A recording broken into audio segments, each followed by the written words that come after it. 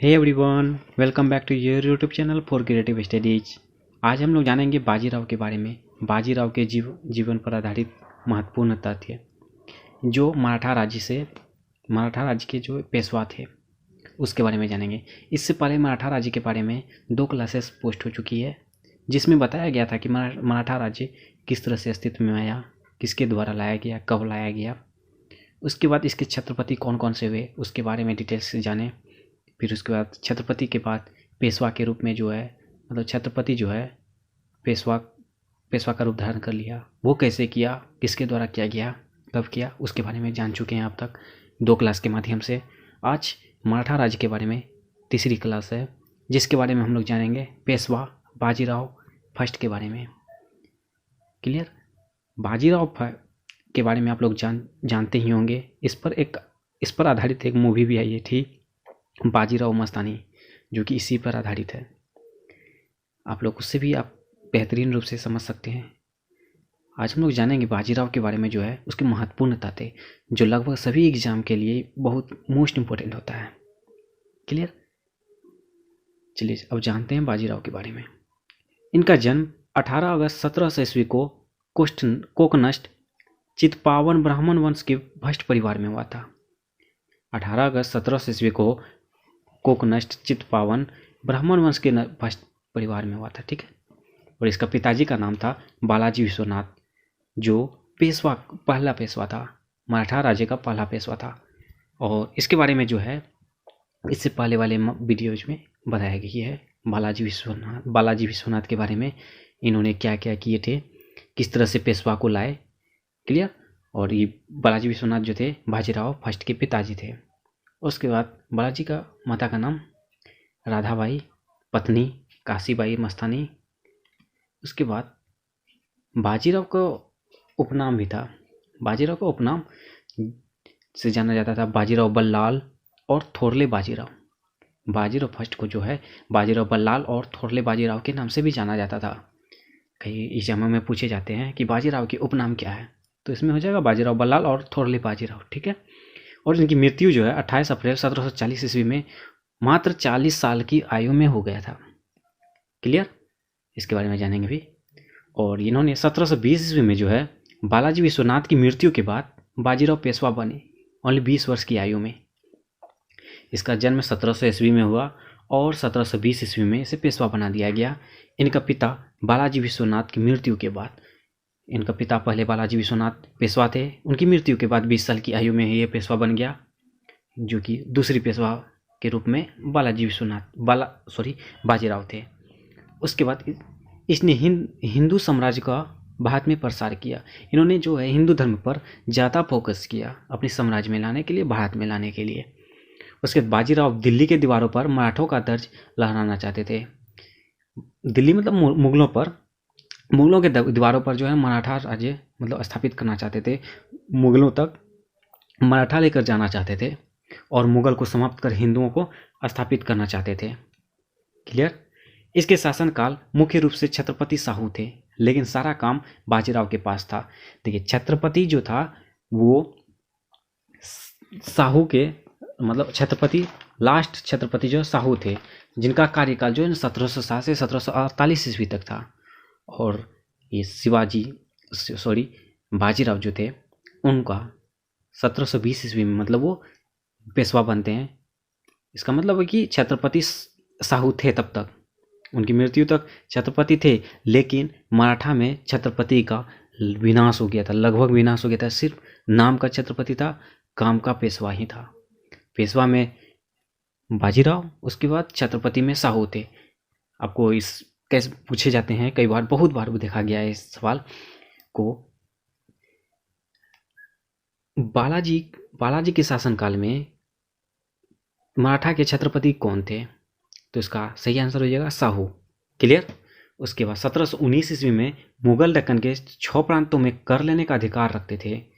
बाजीराव जो है के द्वारा 6 प्रांतों में 6 शहरों में 1719 ईस्वी में वो अधिकार रखते थे। और बाजीराव को पता था कि मुगल का पतन हो चुका है, और स्थिति का फायदा उठाते हुए उसने उत्तरी भारत में अपना आक्रामक विस्तार किया। मतलब वो जब जब उनको ये पता था कि मुग़लों का पतन हो ही गया है, तो उन्होंने उत्तरी भारत में जो है ना अपना आक्रामक विस्तार किया। और मुग़लों के पतन के बारे में बाजीराव कहते थे कि बाजीराव का एक कथन था कि टहनियों पर प्रहार करो, पत्तियां तो अपने आप गिर जाएंगे। मतलब कि टहनियाँ अगर हिलाओगे या टहनियाँ पर वार करोगे तो पत्तियां अपने आप गिरेगी। क्लियर। और इसके कम उम्र में पेशवा बनने से कुछ मंत्री जैसे नारोराव मंत्री, आनंदराव सुमन इससे ईर्ष्या करते थे। क्लियर। दक्कन में मुगल सूबेदार जो निजाम उल मुल्क आसफ शाह अपना क्षेत्र स्वतंत्र राष्ट्र स्थापित करना चाहते थे। कोई भी शासक यही चाहेगा कि अपना राष्ट्र, अपना स्वराज, अपना साम्राज्य, अपना क्षेत्र स्वतंत्र हो। ऑफकोर्स ये भी यही चाहेगा। और दक्कन को मुगल अधिकारों द्वारा जो कर लिया जाता था उनको चुनौती देना पड़ रहा था। क्लियर। उसके बाद आगे है बाजीराव के द्वारा जो है निजामों के खिलाफ जो है अभियान चलाया गया था। 4 जनवरी 1921 ईस्वी को मराठा अधिकार के मामले पर सुलह करने के लिए बाजीराव चिखलथाना में निजाम आसफ जाह से मिला था। कब मिला था? 4 जनवरी 1921 ईस्वी को। कहाँ मिला था? चिखलथाना में। क्लियर। चिखलथाना जो एक जगह का नाम है। उसके बाद मालवा और बुंदेलखंड में अपनी स्थिति को सुदृढ़ किया। मालवा हुआ और बुंदेलखंड में इसमें जो है ना अपना मराठा राज्य को विस्तार किया और वहाँ पे स्थापित किया। और मैसूर में भी अपनी स्थिति को सुधार किया। और वहाँ की मैसूर में भी जो है ना मराठा साम्राज्य को मतलब राजस्व लेने के लिए और उसमें वहाँ पर आक्रामक करने के लिए इस तरह से करना पड़ा। और मैसूर के बारे में हम लोग जान चुके हैं, इससे पहले भी क्लास हो चुकी है मैसूर के बारे में पूरी अच्छा डिटेल के साथ, किस तरह से मैसूर आया था और कौन से शासक बने थे, आप उनके बारे में भी देख सकते हैं। उड़ीसा हुआ, बंगाल एवं बिहार में जो है मराठों का अभियान रघुजी भोंसले जो नागपुर का था और इसका जो सेनापति था भास्कर पंत था। क्लियर। 1725 ईस्वी में निजाम ने कर्नाटक क्षेत्र से मराठा राजस्व संग्रहकर्ताओं को हटाने के लिए एक सेना भेजी थी। जो कर्नाटक से जो है कर्नाटक क्षेत्र में जो निजाम उल मुल्क ने 1725 ईस्वी में जो है मराठों को वहाँ से हटाने के लिए एक सेना भेजी थी। और मराठों ने जो है उसका मुकाबला करने के लिए एक सेना को भेजा था जिनका नाम था फतेह सिंह भोसले को किसने भेजा था? बाजीराव ने भेजा और साथ में बाजीराव भी गए, लेकिन बाजीराव इस सेना की कमान को नहीं संभाला। उन्होंने फतेह सिंह भोसले को ही इस युद्ध में सारा काम करने को दिया। इस वजह से मराठों को जो है ना पीछे हटने पर मजबूर कर दिया, क्योंकि बाजीराव उस युद्ध में शामिल होके भी शामिल नहीं था। क्लियर। और बाजीराव ने हैदराबाद के निजाम को 2 बार पराजित किया था।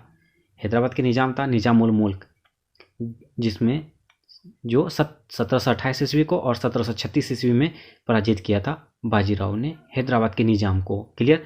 और शिवाजी के बाद जो है बाजीराव फर्स्ट ने चौथ राजब को सही रूप से वसूला। इसको लेकर इन्होंने जंजीरा की संधियों के खिलाफ विद्रोह किया। शिवाजी जो है मराठा के जो है छत्रपति शिवाजी जो थे, उसके बाद बाजीराव फर्स्ट ने चौथ राजस्व जो है चौथ पर 1/4 1/4 भाग जो है राजस्व लेते थे। वो जो चौथ स्टार्ट किया था शिवाजी ने, उस चौथ को और मतलब लेकर चला, सही रूप से चलाया बाजीराव फर्स्ट ने ही। और इन्होंने जंजीरा की संधियों के खिलाफ विद्रोह किया। जंजीरा एक जगह का नाम है जो वर्तमान समय में महाराष्ट्र में पड़ता है। क्लियर। और निरंतर युद्धों और सैन्य अभियानों के कारण बाजीराव का शरीर समाप्त हो गया था। वो कम एज में यानी कि 20 वर्ष की आयु में ही उन्होंने पेशवा का पद संभाला और बहुत सारे युद्ध को उन्होंने किया, संभाला, बहुत सारे युद्ध किया, उसमें वो विजेता रहे। और सबसे योग्य शासकों में से एक शासक है बाजीराव। इसके जीवन काल में जो है ओनली 20 वर्ष की आयु में जितने भी युद्ध हुए वो एक भी युद्ध हारे नहीं। इसलिए वो युद्ध में इतना युद्ध होने के कारण तो उसके शरीर में अनेक प्रकार की बीमारियां होने लगी। और एक जगह का नाम है रावेरखरी में रहने के कारण उन्हें एक भयंकर बुखार हो गया। और 28 अप्रैल 1740 ईस्वी को उसकी मृत्यु हो जाती है, जो मात्र 40 वर्ष की आयु में ही उनकी मृत्यु हो जाती है। उन्होंने 40 वर्ष की अपनी जीवन मतलब जिया और उनमें से 20 वर्ष उन्होंने मराठा पर अपनी जीवन व्यतीत किया और उन्होंने पूरा योगदान दिया। इस तरह से बाजीराव जो है एक महान शासकों में से एक है, इसलिए अभी भी उन्हें याद किया जाता है और उन पर आधारित एक मूवी भी बनाई गई है, क्योंकि सभी उनके बारे में जाने। क्लियर।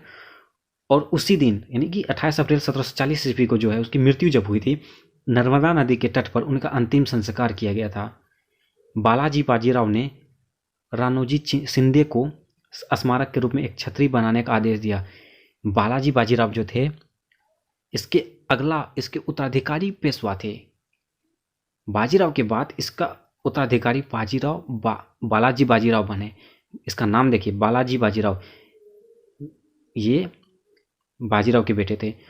और बालाजी बाजीराव जो थे, बालाजी मतलब बालाजी विश्वनाथ, नाम को देखिए गौर, बालाजी विश्वनाथ, इसका बालाजी रख लिया और उसके बाद बाजीराव फर्स्ट जो है बाजीराव।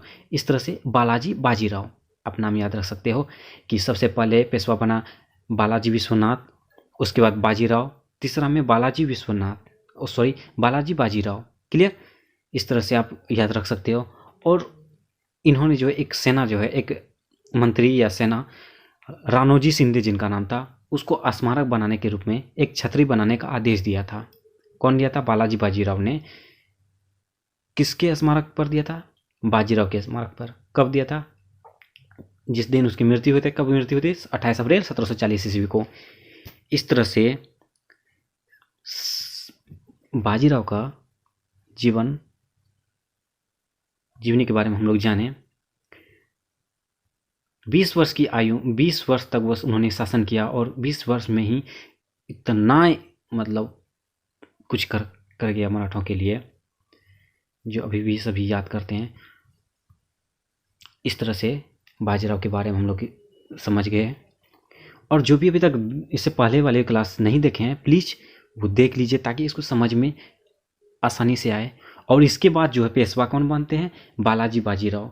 बालाजी बाजीराव के बारे में हम लोग जानेंगे अब नेक्स्ट वीडियो में। और बालाजी बाजीराव भी एक महत्वपूर्ण और एक योग्य शासकों में से एक था। जिस तरह से बाजीराव थे, बालाजी बाजीराव के बारे में हम लोग जानेंगे। उसके बाद जो है माधवराव बनता है, माधवराव के बारे में जानेंगे। माधवराव के बाद जो है नारायण राव बनता है, उसके बाद माधवराव, नारायण राव। इस तरह से सबके बारे में हम लोग जानेंगे, किस तरह से कौन क्या था, इसका रिलेशन क्या था, सब कुछ जानेंगे। मराठा राज्य के बारे में उसका स्टार्ट से लेकर पतन तक हम लोग जानेंगे। आप लोग हमारे साथ बने रहिए और चैनल को जिन्होंने सब्सक्राइब नहीं किया प्लीज़ चैनल को सब्सक्राइब कर लीजिए, बेल आइकन को ज़रूर दबाएं और वीडियो पसंद आए तो लाइक कीजिए, कमेंट के माध्यम से ज़रूर बताएं कैसा रहा क्लास। उसके बाद अपने दोस्तों के साथ शेयर ज़रूर कीजिए। आप सब थोड़ी हमें भी सपोर्ट कीजिए। आप ही चलिए अब मिलते हैं हम लोग नेक्स्ट वीडियो में। तब तक के लिए thank you so much everyone, keep supporting.